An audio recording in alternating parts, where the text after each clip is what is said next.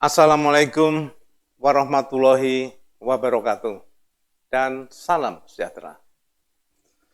Semoga pemirsa budiman selalu sehat dan dalam lindungan Tuhan Yang Maha Esa. Amin ya Rabbal Alamin. Saya hari ini merasa bahagia bisa bertemu kembali dengan pemirsa. Namun prihatin mencermati situasi negeri saat ini. Bagaimana tidak? Di akhir Agustus 2025 kemarin, telah terjadi demo bercampur kerusuhan di Jakarta dan beberapa kota di Indonesia. Hampir 2 minggu media mengulas mencari penyebab dan siapa dalangnya. Episode ini tidak mencari penyebab di hilir dan siapa dalangnya, tetapi akan bicara biang keroknya, yaitu mencari biang kerok apa sumber utamanya, atau apa penyebab di hulunya. Hal ini penting untuk Indonesia ke depan. Namun sebelumnya saya ingin menyampaikan batasan sebagai berikut. Pertama, konstitusi hasil amandemen akan saya sebut dengan Undang-Undang Dasar 2002. Kedua, penyampaian pendapat beberapa tokoh hanya sebagai pertanggungjawaban, bukan adu domba. Oke? Ya. Pemirsa budiman, pemberitaan media dan pendapat tokoh yang disampaikan kepada saya dapat kita petakan dengan dugaan antara lain sebagai berikut. Pertama, ada indikasi upaya untuk melengsarkan Presiden Prabowo. Dan malah sudah ada yang digadang-gadang untuk penggantinya. Kedua, adanya penunggang gelap dari rezim campuran saat ini. Ketiga, rakyat muak terhadap kebijakan yang membebani rakyat dan ketidakadilan sehingga rakyat hidup semakin susah. Keempat, peraturan perundang-undangan tidak pro rakyat disebabkan kualitas dan kapasitas dari pejabat negaranya. Kelima, penegakan hukum yang tidak adil dan tidak proporsional. Keenam, gaya hidup pejabat negara yang hedonis dengan flexing yang membuat rakyat muak dan marah. Ketujuh,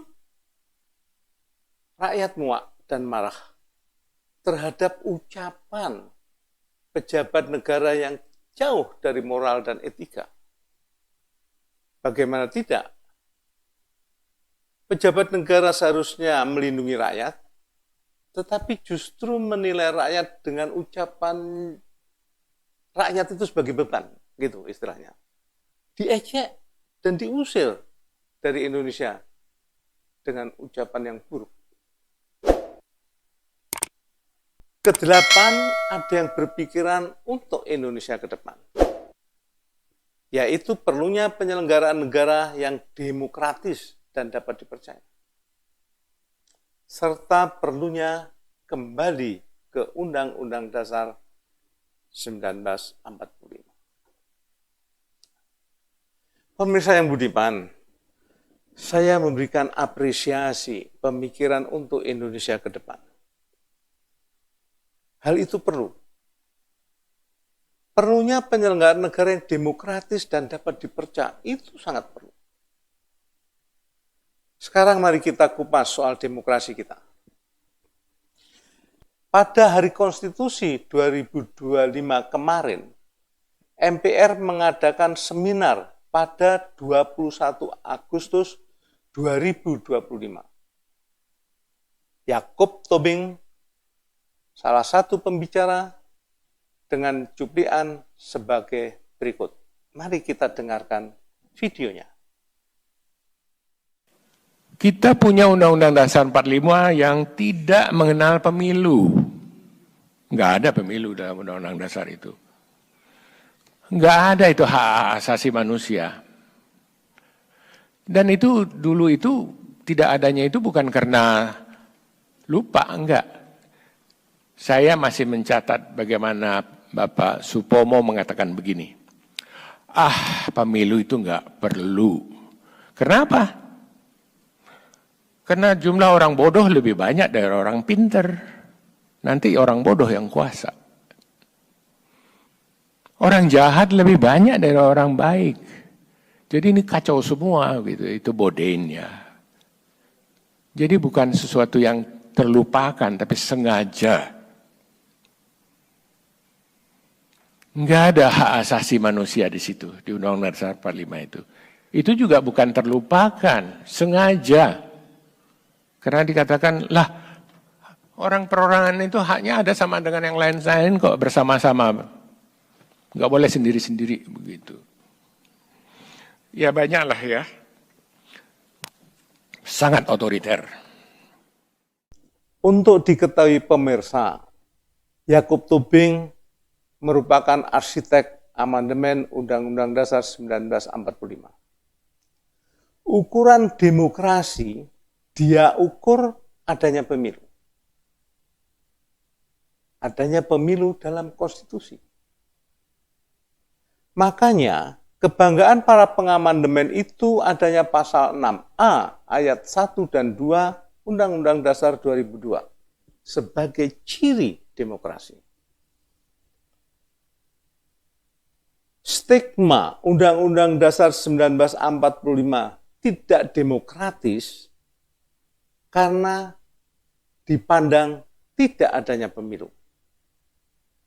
Hal ini terkesan menyalahkan cara berpikir Mr. Supomo. Tadi kita dengarkan di video. Padahal Mr. Supomo itu arsitek konstitusi sejak zaman penjajahan. Duduk di Komisi Ketatanegaraan sejak tahun 1942. Jadi hanya penafsir kata kilat Bung Karno dan jadwal sidang BPUPKI terus menyimpulkan Undang-Undang Dasar 1945 buruk, ada kekeliruan yang besar.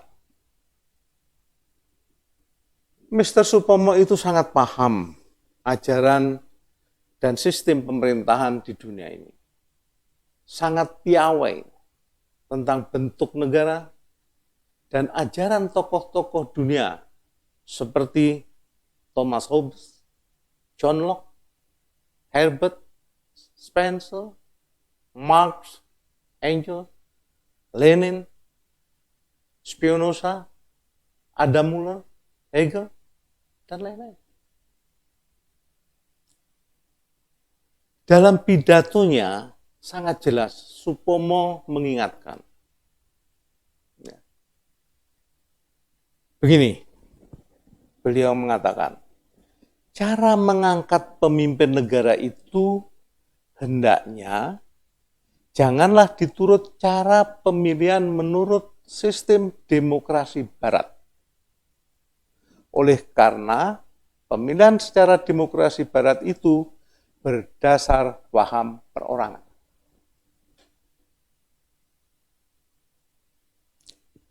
Apa yang disampaikan Mr. Sutomo itu saya kutip atau saya kutip dari buku ini. Buku risalah tentang sidang BPUPKI dan PPKI. Terbitan Seknek Republik Indonesia tahun 1998. Sebelumnya juga ada, terbitan tahun 92 itu juga ada. Jadi, benar, muatan pemilu memang tidak diatur dalam Undang-Undang Dasar 1945. Tidak adanya muatan pemilu karena diprediksi akan terpilih pejabat negaranya seperti saat ini. Keterpilihannya hanya mengandalkan popularitas, dan banyak-banyakan duit. Percaya nggak, pemirsa? Mari kita dengarkan ya apa yang disampaikan oleh saudara Sahroni ini. Siapa yang menjamin 575 anggota DPR beserta menteri yang sekarang ini aman? Nggak ada yang jamin. Semuanya nggak aman. Semuanya bisa terjerat hukum. Karena semuanya nggak ada yang benar. No way. Tidak ada yang benar. Sangat jelas. Saya tidak mengomentari. Tapi ada lagi yang perlu kita dengarkan. Bagaimana pula dengan Pak Hendro Priyono? Mari kita dengarkan juga. Ya Prof, saya senang ini apa yang disampaikan Prof. Karena memang kita sangat mengharapkan Pak Prabowo bisa memecahkan masalah yang begini berat buat rakyat. Saya yakin, karena begini, selama kita sudah berapa tahun ini, sejak 1998 kita mereformasi diri, kita jadi larut, bukannya menyelam, larut kepada yang namanya liberal jadi neoliberal. Dan di mana di situ pemerintah semakin jarang hadir pada hal-hal seperti pendidikan, dananya makin berkurang dan sebagainya. Neolib ini neolib jadi seperti ini karena apa? Cita-citanya neolib adalah bahwa negara dikendalikan oleh pasar, the invisible hand, invisible hand. Dan di situ tidak ada kewibawaan pemerintah. Padahal seperti Singapura, seperti Cina, seperti Vietnam. Oh, jelas mereka hadir ya. Bahwa hadir. Dan itu yang kita harapkan tentu Pak Prabowo. Jadi apa yang saya sampaikan di istana kemarin itu, waktu doorstop ditanya itu, bukannya membela Prabowo pribadi, tapi kita mengharapkan bahwa kepemimpinan beliau dengan sifat yang Prof bilang itu, insya Allah bisa menyelesaikan masalah ini. Kita jangan terlalu mengharap banyak dengan cara liberal. Kita memilih berapa kali presiden juga kan nggak kebenaran. Kita sekarang lihat ke belakang, dulu negara kita pernah berdaulat di Asia Tenggara selama 234 tahun. 201 tahun sebelum Columbus menemukan Amerika. 234 tahun dengan negara yang gemah ripah lojinawi begitu. Tidak ada pemilu, Pak. Bukan berarti saya bilang jangan pemilu, tapi tanpa pemilu pun sang raja menunjuk anaknya tidak terbatas cuma anak sulung. Anak siapa saja, bahkan perempuan dia tunjuk. Jadi dipilih benar. Kalau kita kan karena yang milih orang banyak, dapat narasi macam-macam, tersesat, milih orang salah. Pemirsa, oleh karena itu, setelah kita mendengarkan atau peringatan Mr. Supomo, mendengarkan komentar Sahroni saat sekarang ini, mendengarkan Pak Hendro Priyono juga, tampaknya Founding Fathers and Mothers Indonesia lebih memilih pemilihan presiden dilakukan oleh MPR sebagai representatif rakyat Indonesia. Hanya sosok yang memiliki intelektual tinggi, wawasan luas, memahami budaya bangsa Indonesia, sehingga tumbuh rasa nasionalisme yang tinggi. Itulah yang memahami pemikiran Supomo dan Founding Fathers and Mothers lainnya. Salah satunya adalah almarhum Kwik Kian Ki. Pemirsa pengen mendengar? Mari kita dengarkan apa yang disampaikan Pak Kwik Kian Ki. Demokrasi yang paling cocok untuk Indonesia itu dirumuskan sebelum Indonesia merdeka oleh orang-orang yang terpandai, yaitu oleh mahasiswa yang dalam zaman penjajahan sudah belajar di Belanda. Jadi mereka merumuskannya itu betul-betul inilah yang cocok Undang-Undang Dasar 1945. Presiden dipilih oleh MPR, bahkan tidak rakyat langsung. Dan yang dipilih rakyat langsung dari MPR sebagai kekuasaan tertinggi cuma 1/3, yaitu DPR-nya. Yang sepertiga utusan golongan, yang sepertiga utusan daerah, itu sudah dipikirkan betul-betul waktu itu. Mengapa? Tidak ada demokrasi 50% plus 1 kalau rakyatnya belum terdidik. kalau rakyatnya tidak mengetahui hakikat negara itu apa. Apalagi kalau mentalnya belum disiplin itu sudah dipikirkan betul, tapi diobrak-abrik di tahun 2002. Sangat jelas yang disampaikan Pak Kwi. Semoga menambah pemirsa bisa memahami pikiran Founding Fathers and Mothers Indonesia. Jujur, setelah saya mendengar cuplikan video Yakob Tobing di seminar tersebut, kemudian selang 4 hari terjadi demo dan kerusuhan di Jakarta dan beberapa kota lainnya. Sebagai orang Jawa, dalam hati saya bilang, ini namanya kualat dengan Founding Fathers and Mothers. Mengapa saya bilang kualat? Karena 8 pemetaan hasil analisis media atas demo dan kerusuhan yang saya sampaikan tadi, saya berpendapat biang keroknya, penyebab utamanya terjadinya demo dan kerusuhan tersebut adalah sistem demokrasi Undang-Undang Dasar 2002 yang diagung-agungkan oleh saudara Yakob Tobing, yaitu adanya pilpres langsung yang berdasarkan pasal 6A ayat 1 Undang-Undang Dasar 2002. Dan pasangan capres-cawapres diusung parpol atau gabungan partai politik yang tertera pada pasal 6A ayat 2 Undang-Undang Dasar 2002. Pasal tersebut terimplementasikan dalam pasangan Prabowo Gibran. Dua sosok yang diusung dari sumber yang berbeda. Sumber yang pernah menjadi rival dalam pilpres sebelumnya, yaitu pilpres yang penuh intrik. Dalam teori komunikasi politik, dikenal adanya teori homofili. Secara singkat, teori ini menggambarkan adanya koalisi yang sifatnya hanya sesaat. Sebab sesungguhnya masing-masing memiliki karakter dan kepentingan berbeda. Setelah tujuan tercapai, umpamanya memenangkan pemilu, karena masing-masing dibalut dengan kepentingan berbeda, maka terjadilah heterofili. Masing-masing bergerak sesuai tujuan dan kepentingannya.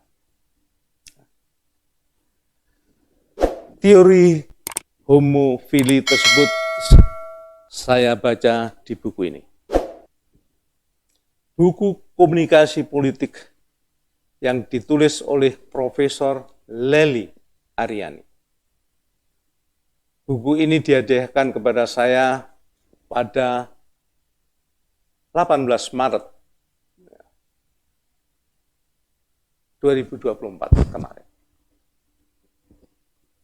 Kepada Prof. Lely, terima kasih atas ilmu yang ada di buku ini sehingga saya bisa bicara hari ini. Pemirsa yang budiman, koalisi dari pasal 6A ayat 2 Undang-Undang Dasar 2002 oleh Dr. Mulyadi, dosen FISIP UI, dalam WhatsApp grup suka menyebut dengan istilah kumpul kebo. Pasal ini merupakan permufakatan jahat. Bukan koalisi, tetapi persengkokolan jahat oleh partai rental, kata Dr. Mulyadi. Pasal ini dikaitkan dengan pasal 22E ayat 3. Maka kebanggaan para pengamandemen adanya check and balances dalam Undang-Undang 2002 hanyalah pepesan kosong. Bagaimana tidak pepesan kosong? Pasal 6A ayat 2 berujung pembantu presiden adalah para ketua umum dan sekjen dari partai politik. Sedang pasal 22E ayat 3 mengatur anggota DPR adalah anggota partai politik. Jadi sangatlah jelas secara tidak langsung terjadi perselingkuhan legal. Dalam tanda petik yang diatur oleh konstitusi. Keburukan-keburukan dalam pemetaan peristiwa demo dan kerusuhan akhir Agustus kemarin akibat mandulnya pengawasan legislatif atau DPR terhadap eksekutif pemerintah.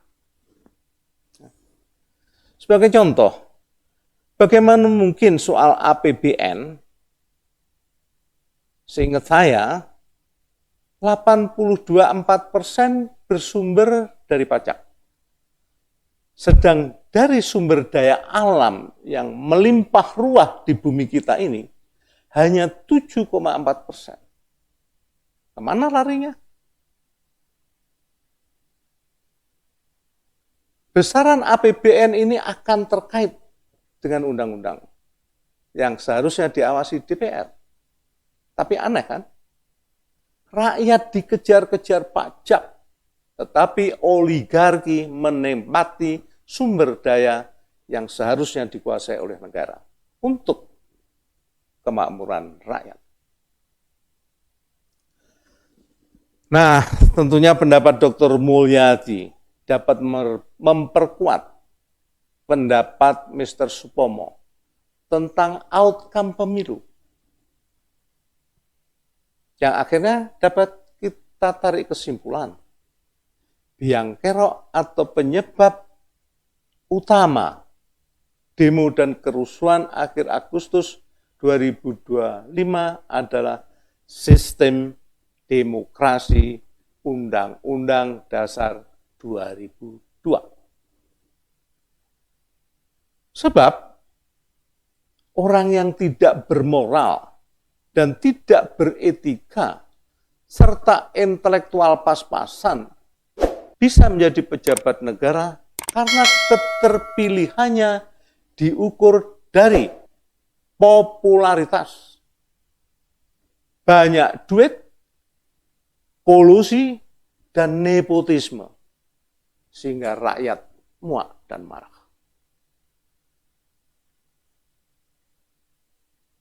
Pemirsa yang budiman, terima kasih atas ketekunannya mendengarkan saya ngoceh ini. Semoga episode ini menambah keyakinan bahwa agar Indonesia tidak punah dan bisa mewujudkan cita-citanya, kita perlu kembali ke Undang-Undang Dasar 1945 untuk disempurnakan dengan adendum. Satu hal yang ingin saya tekankan, kata kembali ke Undang-Undang Dasar 45 jangan dimaknai mundur ke belakang sebagaimana yang disampaikan oleh seorang profesor perempuan dari UI pada acara di TV One kemarin. Kembali ke Undang-Undang Dasar 1945 hakikatnya adalah merupakan falsafah ketika kita tersesat. Hal itu sudah kita bicarakan pada episode yang lalu.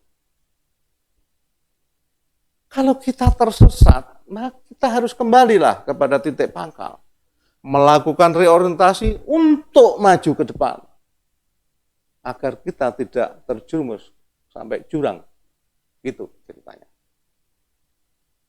Semoga Tuhan Yang Maha Esa selalu melindungi bangsa Indonesia dan memberikan petunjuk jalan yang benar kepada kita. Amin ya Rabbal Alamin. Wassalamualaikum warahmatullahi wabarakatuh.